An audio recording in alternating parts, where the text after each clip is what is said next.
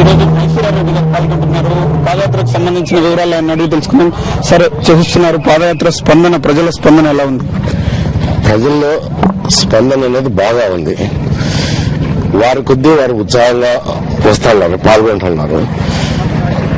పాల్గొనటమే కాకుండా వారికి ఉన్న ప్రస్తుతం పాలనలో వాళ్ళకి జరుగుతున్న నష్టం అయితేనేమి, ఇబ్బందులు అయితేనేమి, కష్టాల గురించి అయితేనేమి వాళ్ళు వివరించుతున్నారు.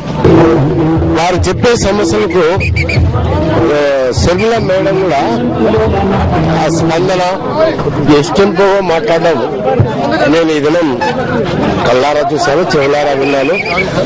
అద్భుతంగా మాట్లాడింది.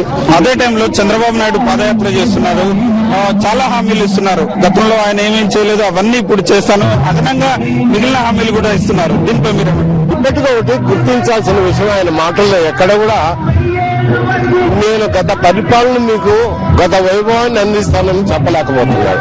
అదే సమయంలో ప్రజలు పెద్ద ఎత్తున కాంగ్రెస్ నాయకుల మీద, స్థానిక ఎమ్మెల్యేల మీద వాళ్ళు వేధిస్తున్న తీరు, అంటే వైఎస్ఆర్ కాంగ్రెస్ పార్టీకి అనుకూలంగా ఉన్నందుకు వేధిస్తున్నారనే ఫిర్యాదులు ఎక్కువగా వస్తున్నట్లు కనిపిస్తుంది. విన్నాను అక్కడక్కడ. ఇక్కడ కూడా ఇప్పుడు ఉదయం నుంచి ఈ వేధింపులు అనేది మంచిది కాదు, కానీ కొన్ని చోట్ల జరుగుతున్నట్టు చెప్తున్నారు.